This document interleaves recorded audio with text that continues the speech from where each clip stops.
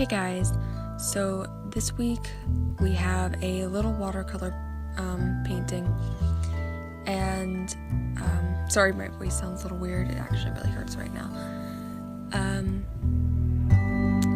So I had something else planned for today, but I did this little sketch whenever I was, I wasn't really doing much of anything, I was just sketching. And I decided to actually just go ahead and finish it, and I might even make this a sticker at some point, I don't know. And this was sort of inspired a little bit by an artist which you can find by typing in XHXIX. As far as I know, he's never really released any other name other than that, so you should be able to find his work with that. And he does, I don't even know exactly how you would actually describe it, but he draws a lot of, like, guys who look to be in some kind of, like, physical or mental anguish, and, he uses, like, a lot of pastel yet kind of desaturated colors. I don't know, there's something about it that really appeals to me. So I kind of was trying to loosely emulate that here. Also trying to get a certain texture in my work, which I kind of achieved, I guess. Kind of like half, I guess.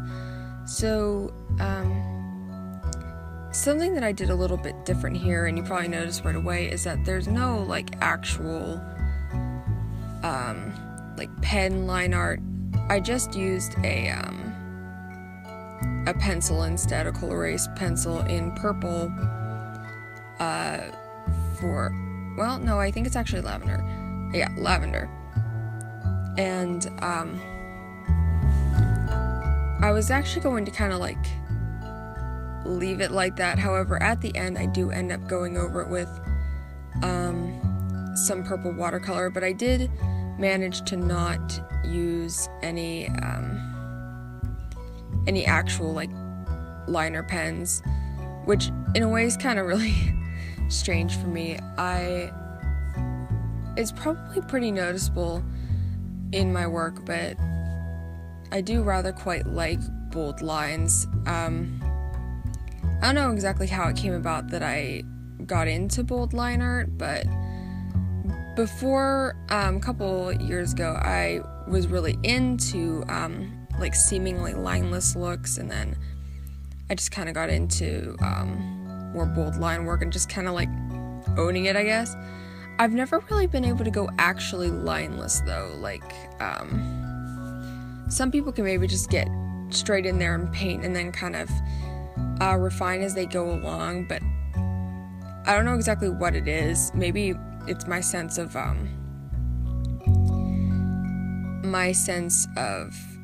form maybe in light that needs work. I don't know, but it just never really seems to work for me.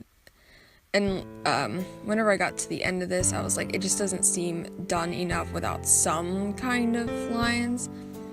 So yeah, but I am pretty glad that I still, like, achieved that very soft look that I was going for. And I'll probably be trying to do something kind of similar at some point too, like by using pencil lines. Maybe I'll even try it with, like, Copics too.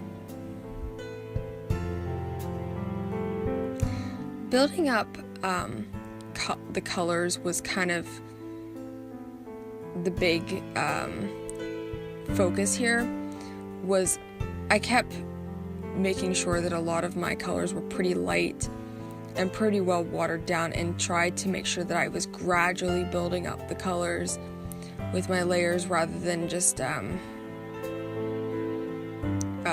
having basically, like,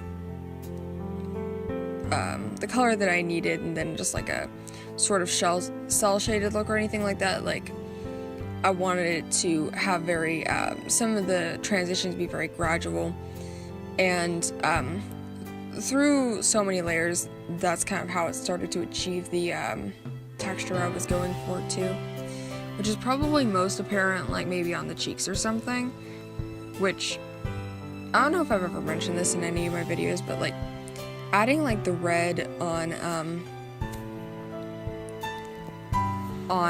ears or noses or anything like that is one of my favorite parts of drawing people, so I kind of went a little nuts here and went kind of bold. That was another thing though. I wanted like the colors to be light, and I wanted them to be a bit on the desaturated side, but I also wanted them to be pastel and kind of pretty at the same time too, which can be kind of hard because I think I said this, was it in my last video? I think so, where I used to lean too much to saturate colors, then to do too desaturated colors, and then got afraid of like just the color gray in general. But yeah, that was something I was trying really hard to balance. And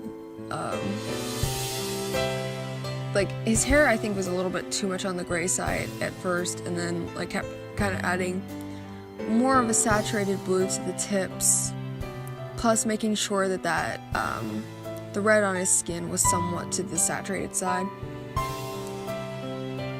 Yeah.